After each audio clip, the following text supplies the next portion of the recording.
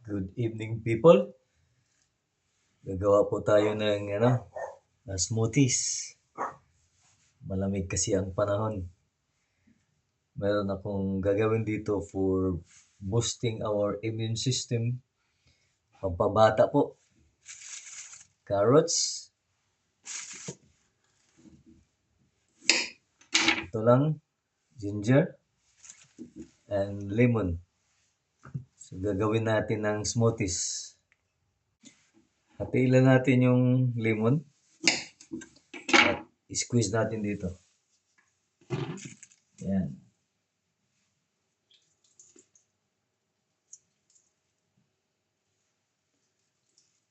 Ito. Tsaka hugasan ko ang carrots muna. Ito na, hiwain natin. Yan. Lagyan natin sa gasa. Yan. Yan. Tapos, balatan natin ng luya.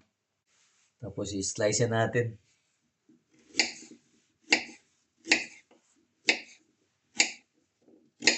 Yan. Ilagay natin dito. Ayan. Nandito na sa blender natin. Lagyan natin ng 500 half a liter of water. Ayan, ito na. Ilagay natin dito. Cover. Ayan na. Ito ang ginawa natin ay to promote good vision. Nakakatulong ito sa digestion. Yeah, lalo na pag tumatanda tayo. People. Carrots, lemon, ginger. Ito ay nakakatulong sa digestion. Yeah.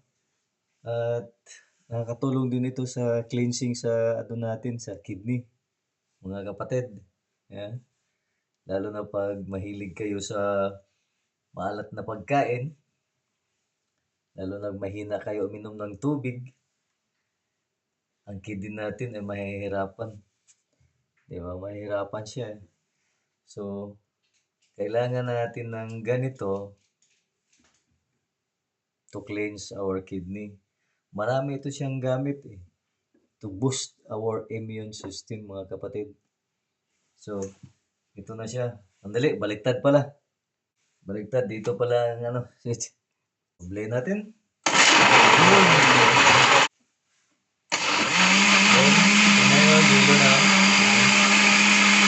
Basta. So, 1 glass everyday lang, early morning, bago mag-breakfast, mga kapatid. 30 minutes or an hour before breakfast. Okay? Thanks for watching. So, pakita ko sa inyo. Ito. Pero maganda to gawin, gawin dyan sa umaga. Yan, Yan.